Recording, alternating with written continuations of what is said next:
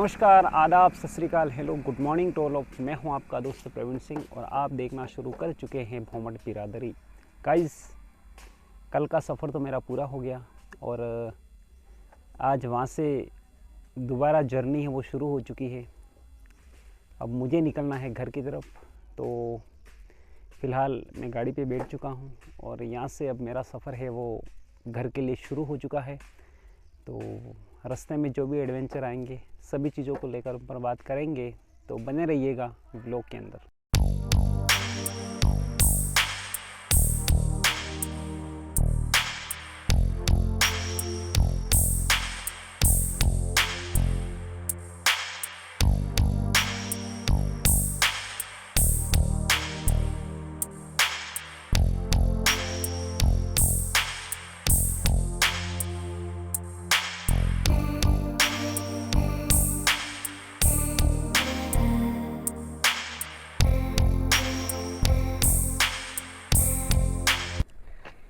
लगभग खेरवाड़ा से 15 से 20 किलोमीटर चलने के बाद और मैं आ पहुंचा हूं जवास नामक स्थान पर। और यहां आने के बाद में मैं फ़िलहाल मौजूद हूं सोम नदी का जो ब्रिज है उसके ऊपर। ये है जो मेरे पीछे आप देख पा रहे हैं, ये सोम नदी है। और सोम नदी के उद्गम के बारे में मैंने पहले ही मेरे वीडियो के अंदर बता रखा है कि सोम नदी का उद्गम कहाँ से होता है, कहाँ से निकलती है और कहाँ जाके ये एक त्रिवेणी संगम का निर्माण करती है, जहाँ पर अभी कुछ ही दिन पहले बेणेश्वर का जो प्रसिद्ध मेला है वो लगा हुआ था। तो हम आज किसी शादी में पार्टिसिपेट होने के लिए जा रहे हैं। मेरे साथ मौजूद हैं मेरे गांव के 2 बंदे और हैं। ये है जो राकेश जी दरंगा हैं, जो मेरे एकदम पड़ोसी हैं, और दूसरे इन्हीं के परिवार से हैं सुरेश जी। ये उचित मूल्य की दुकान को देखते हैं।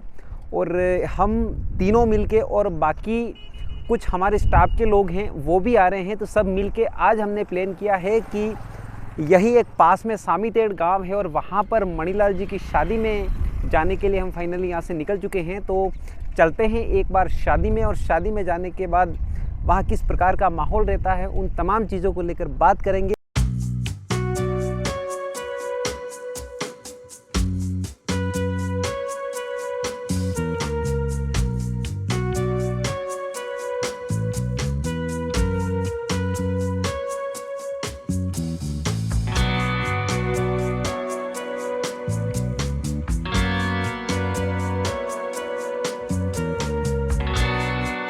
जवास मेरे खुद के लिए ऐतिहासिक दृष्टिकोण से एक महत्वपूर्ण स्थान रखता है, क्योंकि किसी ज़माने में हमारे पूर्वजों की ये जो जवास है वो एक राजधानी रहा है।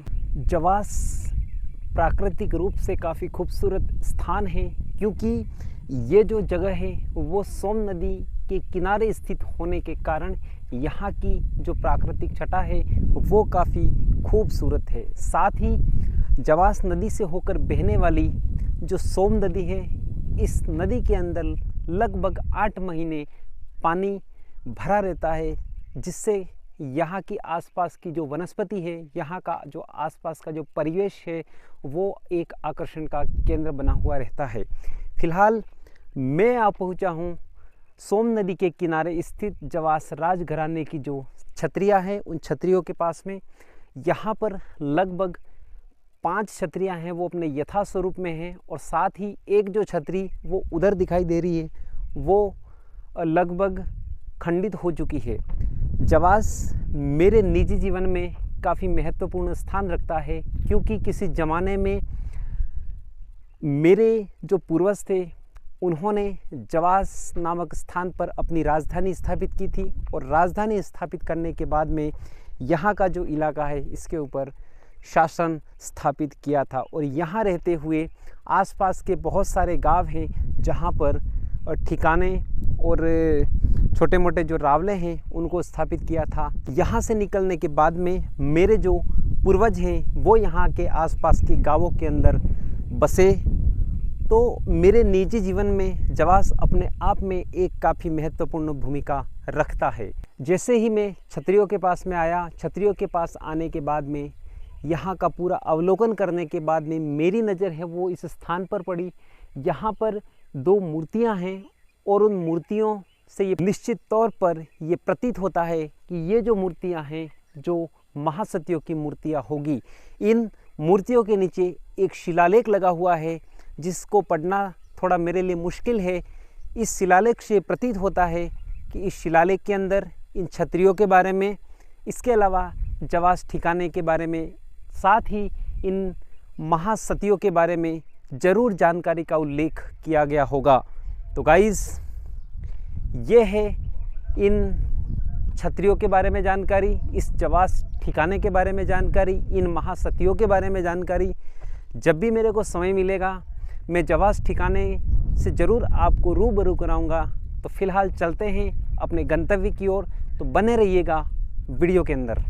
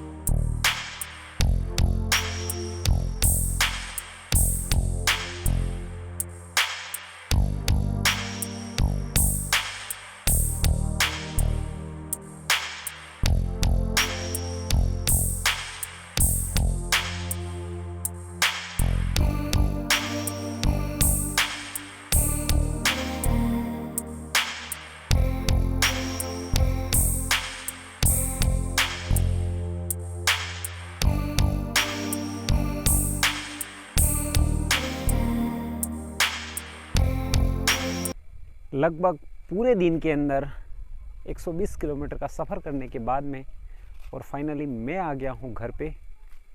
घर पे आने के बाद अब पूरी तरह से बदन है वो दर्द करने लगा है, शरीर है पूरी तरह से थक चुका है। अब एक गर्मा गर्म चाय लेने के बाद में और फिर बाकी का जो भी काम है खाना वाना बनाने का वो करूँगा।